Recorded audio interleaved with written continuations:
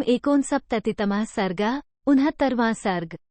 शत्रुघ्न और लवणासुर का युद्ध तथा लवण का वध। महामना शत्रुघ्न का वह भाषण सुनकर लवणासुर को बड़ा क्रोध हुआ और बोला, अरे खड़ा रह। एक वो हाथ पर हाथ रगड़ता और दांत कटकटाता हुआ रघुकुल के सिंह शत्रुघ्न को बारंबार ललकारने लगा। 2 भयंकर दिखाई देने वाले लवण को इस प्रकार बोलते देख देवशत्रुओं का नाश करने वाले शत्रुघ्न ने यह बात कही। 3 राक्षस, जब तूने दूसरे वीरों को पराजित किया था उस समय शत्रुघ्न का जन्म नहीं हुआ था, अतः आज मेरे इन बाणों की चोट खाकर तू सीधे यमलोक की राह ले। 4 पापात्मन, जैसे देवताओं ने रावण को धराशायी हुआ देखा था, उसी तरह विद्वान ब्राह्मण और ऋषि आज रणभूमि में मेरे द्वारा मारे गए तुझ दुराचारी राक्षस को भी देखें।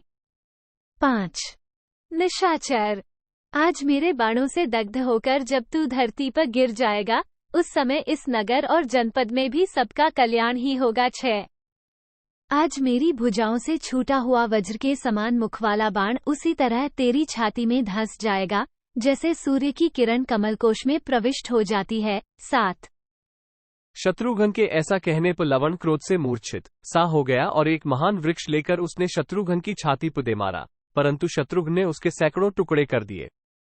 8 वो वार खाली गया देख उस बलवान राक्षस ने पुनः बहुत से वृक्ष लेकर शत्रुघ्न पर चलाए।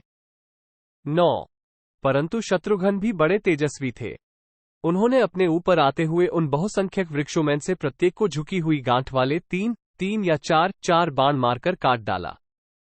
10 फिर पराक्रमी शत्रुघ्न ने उस राक्षस पर बाणों की झड़ी लगा दी, किंतु वह निशाचर इससे व्यथित या विचलित नहीं हुआ। 11 तब बल विक्रमशाली लवण ने हंसकर एक वृक्ष उठाया और उसे शूरवीर शत्रुघ्न के सिर पर दे मारा। उसकी चोट खाकर शत्रुघ्न के सारे अंग शिथिल हो गए और उन्हें मूर्छा आ गई। 12 वीर शत्रुघ्न के गिरते ही ऋषियों, देव समूहों, गंधर्वों और अप्सराओं में महान हाहाकार मच गया। 13 शत्रुघ्न जी को भूमि पर गिरा देख लवण ने समझा ये मर गए, इसलिए अवसर मिलने पर भी वो राक्षस अपने घर में नहीं गया और न शूल ही ले आया। उन्हें धराशायी हुआ देख सर्वथा मरा हुआ समझकर ही वो अपनी उस भोजन सामग्री को एकत्र करने लगा।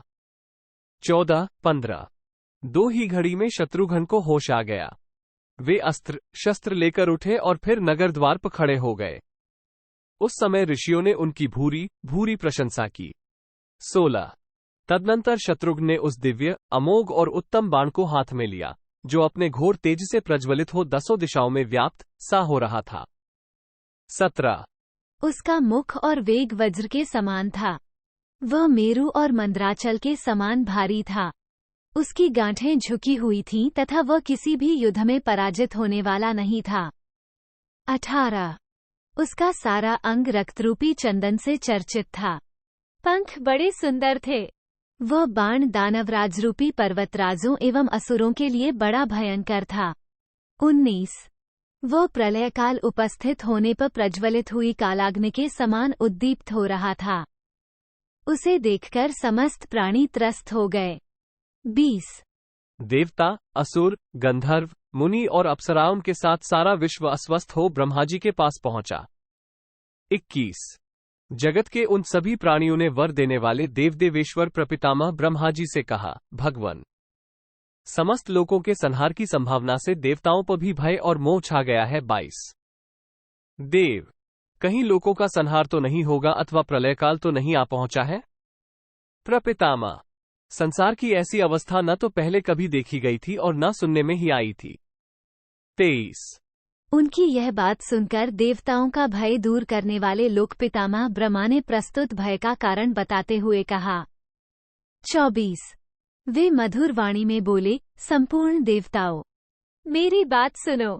आज शत्रुघ्न ने युद्धस्थल में लवणासुर का वध करने के लिए जो बाण हाथ में लिया है, उसी के तेज से हम सब लोग मोहित हो रहे हैं। ये श्रेष्ठ देवता भी उसी से घबराए हुए हैं।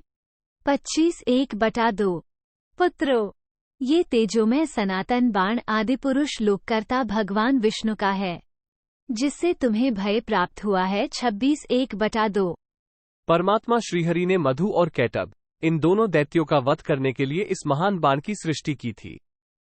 27:1/2 एकमात्र भगवान विष्णु ही इस तेजोमय बाण को जानते हैं, क्योंकि यह बाण साक्षात परमात्मा विष्णु की ही प्राचीन मूर्ति है। 28:1/2 अब तुम लोग यहां से जाओ और श्रीरामचंद्र जी के छोटे भाई महामनस्वी वीर शत्रुघ्न के हाथ से राक्षस प्रवर लवणासुर का वध होता देखो। 29:1/2 देवाधिदेव ब्रह्मा जी का यह वचन सुनकर देवता लोग उस स्थान पर आए जहां शत्रुघ्न जी और लवणासुर दोनों का युद्ध हो रहा था। 30:1/2 शत्रुघ्न जी के द्वारा हाथ में लिए गए उस दिव्य बाण को सभी प्राणियों ने देखा। वह प्रलय काल के अग्नि के समान प्रज्वलित हो रहा था। 31:1/2 आकाश को देवताओं से भरा हुआ देख रघुकुल नंदन शत्रुघ्न ने बड़े जोर से सिंहनाद करके लवणासुर की ओर देखा। 32:1/2 महात्मा शत्रुघ्न के पुनः ललकारने पर लवणासुर क्रोध से भर गया और फिर युद्ध के लिए उनके सामने आया। 33:1/2 तब धनुर्धरों में श्रेष्ठ शत्रुघ्न जी ने अपने धनुष को कान तक खींचकर उस महाबाण को लवणासुर के विशाल वक्ष स्थल पर चलाया। 34:1/2 वह देवपूजित दिव्य बाण तुरंत ही उस राक्षस के हृदय को विदीर्ण करके रसातल में घुस गया तथा रसातल में जाकर वो फिर तत्काल ही इक्ष्वाकु कुलनंदन शत्रुघ्न जी के पास आ गया। 35:36 शत्रुघ्न जी के बाण से विदीर्ण होकर निशाचर लवण वज्र के मारे हुए पर्वत के समान सहसा पृथ्वी पर गिर पड़ा। 37 लवणासुर के मारे जाते ही वह दिव्य एवं महान शूल सब देवताओं के देखते देखते भगवान रुद्र के पास आ गया। 38 इस प्रकार उत्तम धनुष बाण धारण करने वाले रघुकुल के प्रमुख वीर शत्रुघ्न एक ही बाण के प्रहार से तीनों लोकों के भय को नष्ट करके उसी प्रकार सुशोभित हुए जैसे त्रिभुवन का अंधकार दूर करके सहस्र किरणधारी सूर्यदेव प्रकाशित हो उठते हैं। 39 सौभाग्य की बात है कि दशरथ नंदन शत्रुघ्न ने भय छोड़कर विजय प्राप्त की और सर्प के समान लवणासुर मर गया। ऐसा कहकर देवता, ऋषि, नाग और समस्त अप्सराएं उस समय शत्रुघ्न जी की भूरी प्रशंसा करने लगी।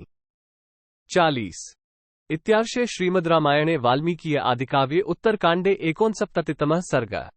69 इस प्रकार श्री वाल्मीकि निर्मित आश्रामायण आदिकाव्य के उत्तरकांड में 69वां सर्ग पूरा हुआ। 69